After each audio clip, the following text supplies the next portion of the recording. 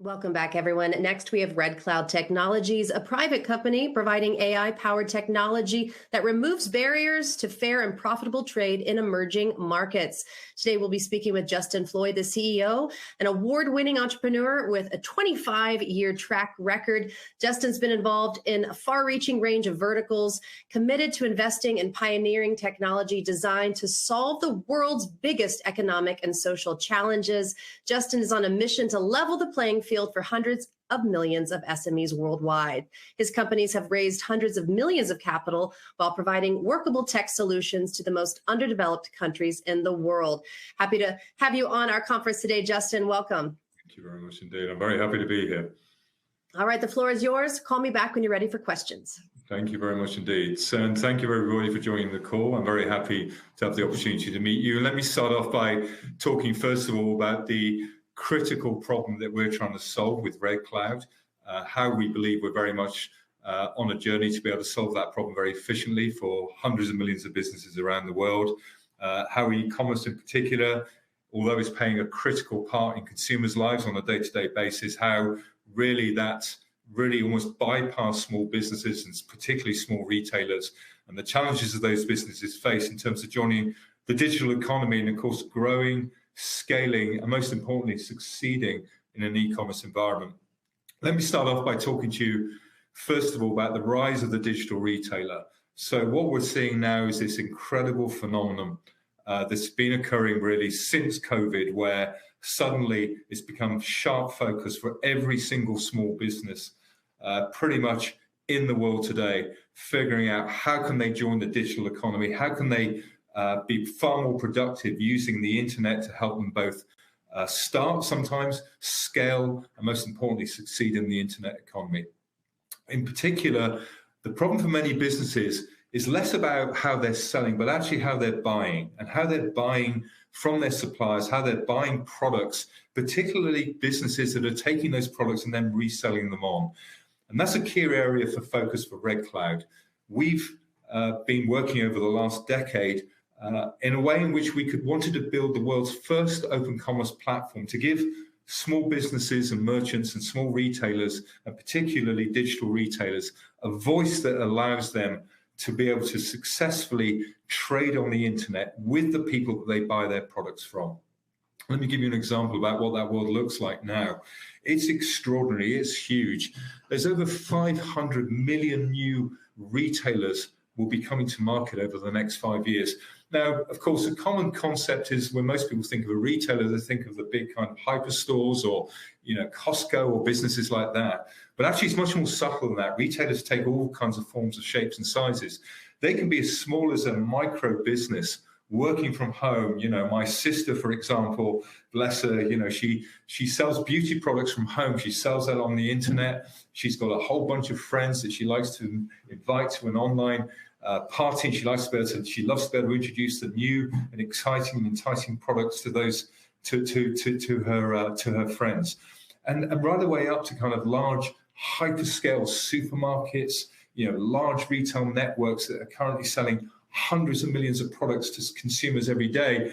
They are on an absolute mission to build a new kind of digital environment in which they can trade with those suppliers that they're buying from. And therefore, if they buy well, they sell better. And they're able to make more money for their businesses. Importantly, they're able to offer better quality of choice of products to the consumers.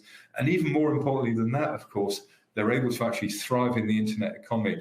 And that's not really the way it's worked today. If you look at the kind of digital economy and e-commerce in particular, I read a frightening statistic the other day that's told me that within the first 12 months, most small businesses that have tried to start up an internet business, most being kind of 95% plus, actually fell within the first 12 months. That's a casualty of economy that we can no longer bear as a society. We need to address that. We need to address that problem urgently. At the other end of the scale are the brands themselves. There's some incredible brands that are trying to bring new and enticing products to market. If you go back thousands of years, for example, and look at some of the greatest trading empires that were built, go back hundreds of years, and you see what the USA did in terms of their trading capability globally. These businesses were built on micro businesses. They were built on businesses that built quality products. They built products that were made at home. They were built on products that customers love to buy from their local stores, and they love to have the choice of those products from their local stores. And so we're seeing this rise in brands, and in particular, fast-moving consumable brands. These are the kinds of brands that occupy up to 90% of your daily shopping basket. Those brands are desperate to get to market. They've been trying to build out direct-to-consumer models. They've been using expensive advertising. They've been raising, in certain instances, hundreds of millions of dollars to try and get their products in front of consumers at the point of purchase. We argue very strongly that actually small retailers, micro businesses, if those products were directed at their stores, they would succeed far much better and far much quicker. So we're seeing this amazing three-pronged perfect storm is occurring. One is the rise of the digital economy. Everyone on this call is very familiar with as a consumer. But secondly is the rise of the micro retailer, the entrepreneur that's going to have probably, maybe even 2 or 3 jobs and will want to actually build a business working from home, trading from home, but also the digital retailer that wants to move from being a kind of offline retailer, an offline store into the digital world and start to buy their products and sell their products in a much more digital way. And then thirdly, you have, of course, the rise of the manufacturers and the producers of these products who, and particularly the kind of smaller brands that really want to kind of break their brands into market and need a much more cohesive and effective way of doing that. And so RedCloud got released just over 12 months ago, and we've been tremendously successful in the first 12 months of our launch. We've seen some fantastic numbers and some results.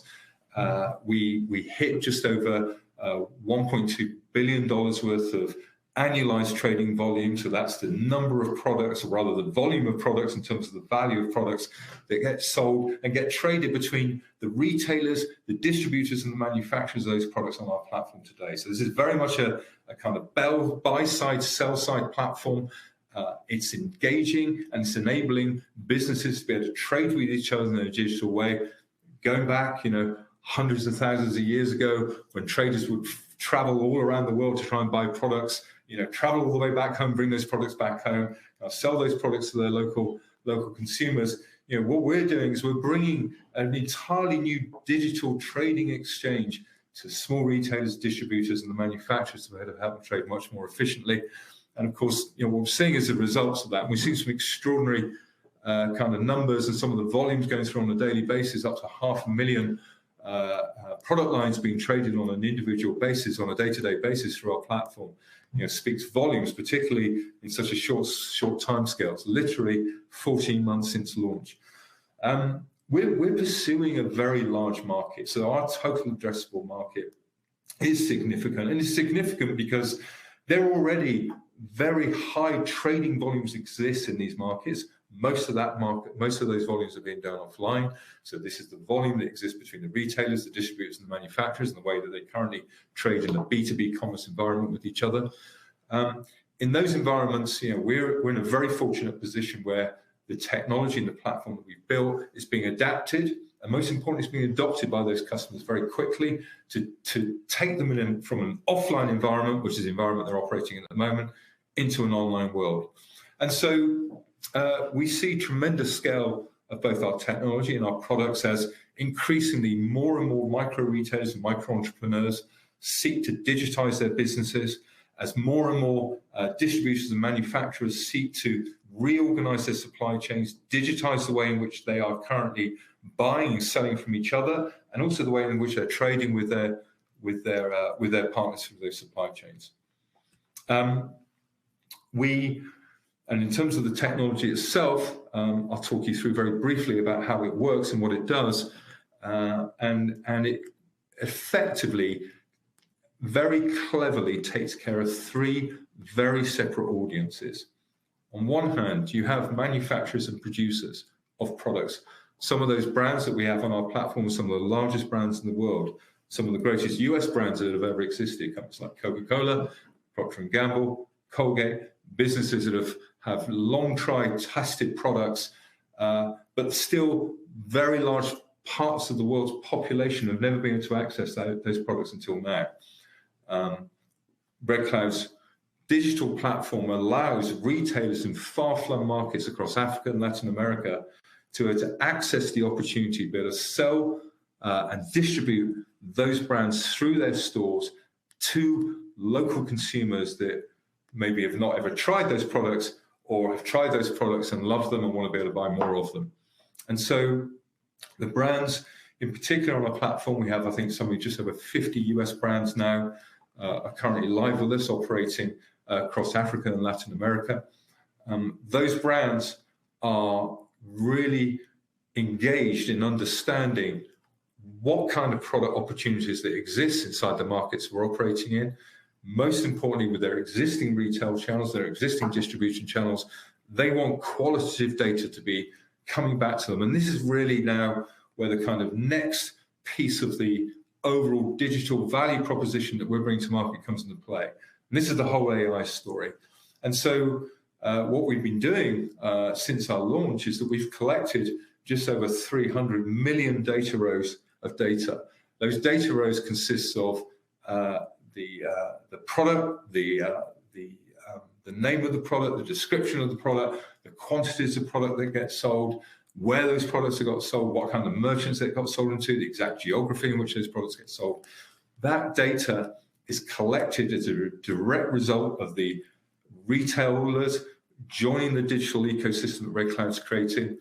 They're buying their products through that digital ecosystem through trusted distributors that they already work with. And through those distributors, we're able to then very quickly and efficiently capture vast volumes of data into our data lake. And with that data lake, we're able to produce insightful knowledge that enables brands to be able to make much smarter decisions, not only the way in which they produce their products, but in the way they're selling and marketing those products into those local countries and those local economies. On the distributor side, for the very first time, distributors have really powerful technology at their fingertips that enables them to be able to manage and reorganize their retail channels in a much more efficient way than they can do today. Typical distributors, as you know, will have lots of warehouse space. Critical part of their business is to be able to turn inventory around extremely quickly. Distributors generally operate on extremely low margins. So it's very important for them to be able to get quality product at the right place, at the right time, at the right price, in front of the right retailer. And with our technology, for the first time, they're able to effectively build out full web store capability. They'll be able to engage small retailers, large retailers, their existing retailers, and enable them to be able to start trading with them, ordering from them, buying inventory from them, and most importantly, understanding clearly the kind of data opportunities that presents them. So, for example, one of the big challenges to distributors is seeing buying gaps that exist within their retail sector, products that retailers should be buying, that they're not buying from them, companion products. So, for example, when I go, buy, kind of carbonated water, it's very likely I'd like to buy kind of boxes of crisps with that. These are the kind of key critical selling points that exist for distributors. That business alone is almost a $2 trillion volume and revenue opportunity for distributors annually to be able to capture cleverer ways in which to sell existing product lines into their retailers with additional products that they believe their consumers would love. And then finally, of course, we have the retailers and the micro retailers. The micro retailer is able to download an app through their preferred distributor. It's the Red 101 app. And with the Red 101 app, they're able to open up an entire digital aisle of products and goods that are already being sold to them through their distributors, but also with additional enticing products and ideas to sell those products to their own consumers. And so specifically, retailers love to be able to sell to customers that are repeat customers. They love to be able to kind of offer them new deals, new pricing. They love to offer them companion products. Amazon, probably the greatest retail story ever in history, has done a great job of doing that at consumer level. We're now giving that same kind of technology capability to the smallest micro retailers in the world and enable them to be able to trade on a level playing field against the big guys. And so the technology behind our behind our platform is UK built. We founded the business over 8 years ago. The business was originally founded on the back of building out a highly comprehensive B2B payment infrastructure. We still access the foundation to our business and the heritage to our business is one of the key reasons we've seen so much success very early on in terms of the way our revenue and our volume numbers have been driven through our platform. Our platform's got kind of 3 key components to it. One is it offers a very compelling user experience to everybody involved. So whether you're the VP of sales of a large food biscuit manufacturer, for example, you're the kind of CEO of a distributor company or a managing director of a distributor company, or you're the owner of a small retail shop. In each instance, the technology delivers really powerful user experience to you, where you are able to understand very quickly the key dynamics and pricing of the products that you're trying to sell through your supply chain. So whether you're the producer, the distributor, or the retailer, you're able to access instantly qualitative data that allows you to make much better buying decisions and also, most importantly, much better selling decisions to enable you to grow your business successfully. At the heart of our technology sits one of the most comprehensive AI data lakes that's ever been built. As I mentioned previously, that data lake has already captured over 300 million data rows of core quality FMCG data, which is so fundamental to the success of everybody in the B2B commerce supply chain. And then the third piece is, of course, is the ability for the technology to be able to execute very rapidly pricing, inventory, and most importantly, clarity on delivery, the 3 kind of holy grails of what any distributor of high volume, low margin products or any retailer of those kinds of products need to be able to execute on their business plan successfully.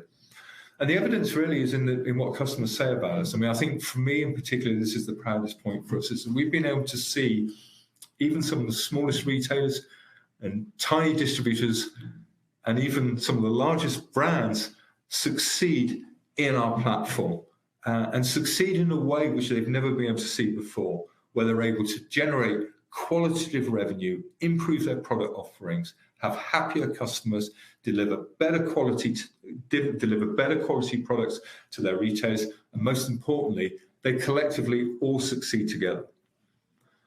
In terms of the roadmap and where we're headed to, and some of the products that we're currently building at the moment, we definitely see a complete end-to-end solution growing right across every single component part of the B2B supply chain.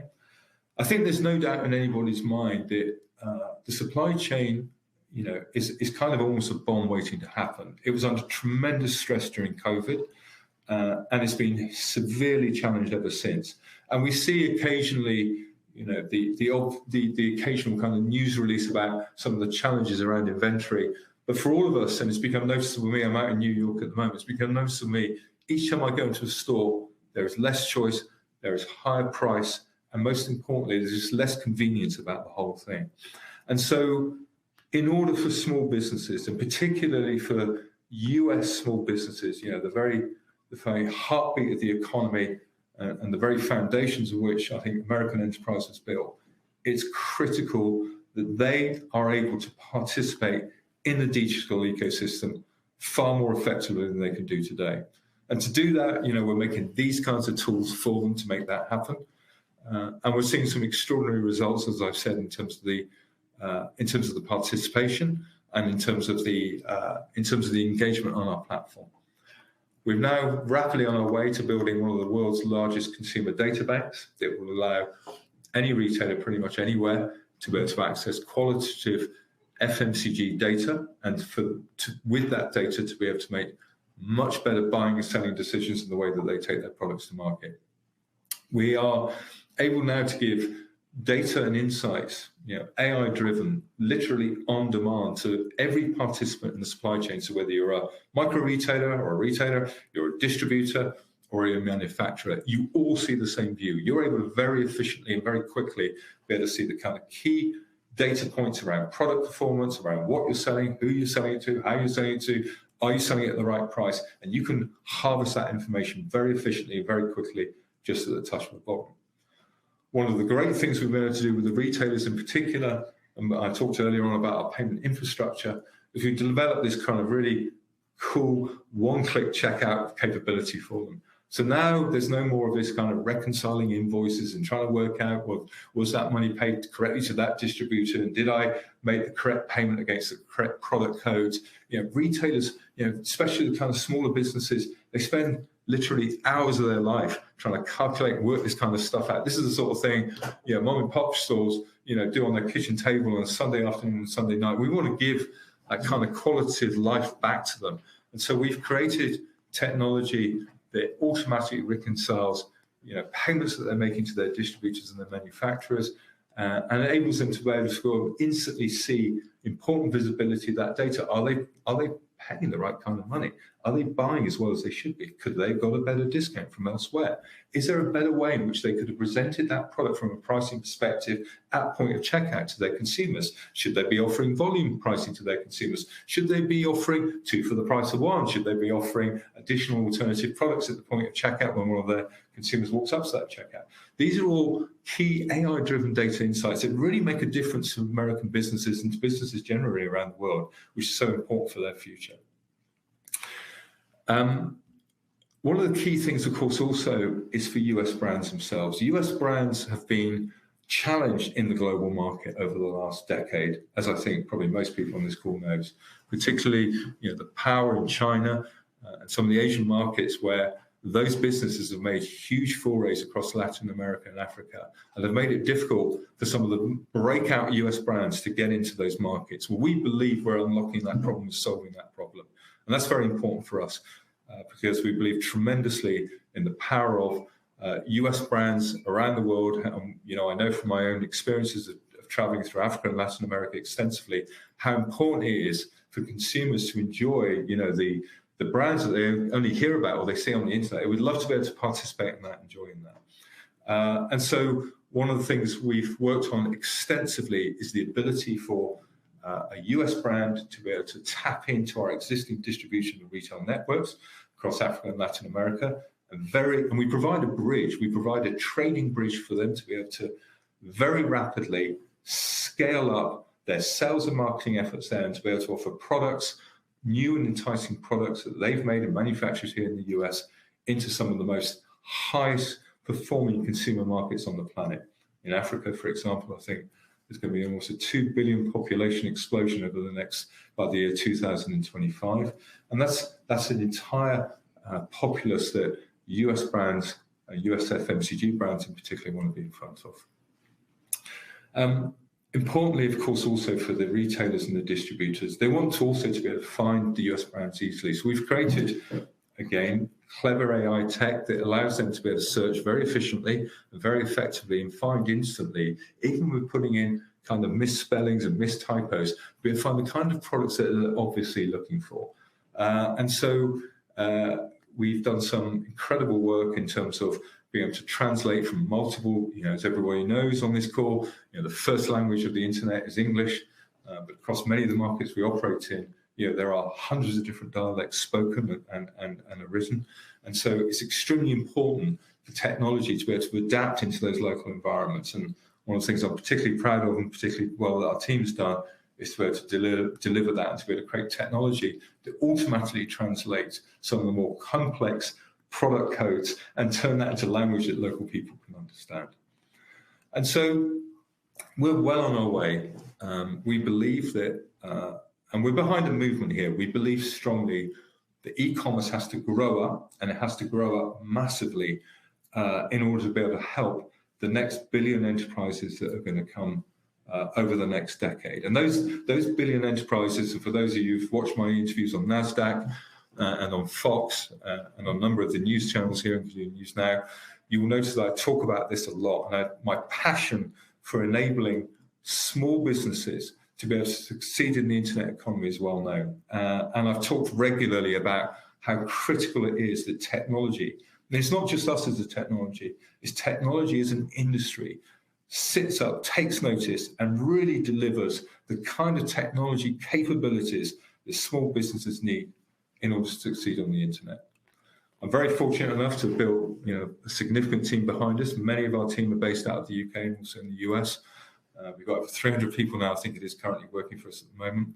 Some very strong people in our leadership team that have got extensive experience of building out technology, e-commerce businesses, including those businesses running right across some of the most complicated markets in the world, including Africa and Latin America.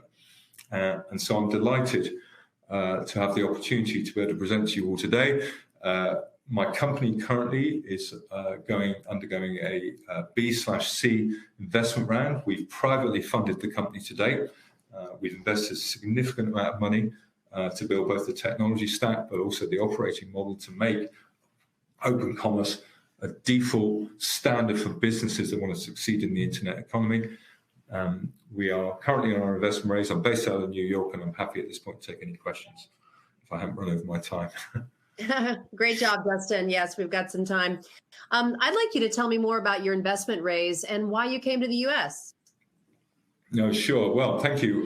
There's two reasons why we came to the US. First of all, we came to the US because a lot of the brands we were working with across the markets we were operating in, as everybody knows, of course, the UK and the US has always had an exceptionally strong trading relationship. I think post-Brexit, that relationship became even stronger. I lived in the US for almost a decade out in San Francisco. And so I firsthand saw just how strong the US kind of participation in across emerging markets in particular could be. So I felt it was an obvious place for us to come to work with some of the brands that we were working with. We'd already signed up, I think, something like just under 50 brands through the distributors that are working with us across Africa and Latin America. Those are important US brands, as I mentioned before, companies like Coca-Cola, Procter & Gamble. So we came here on that basis.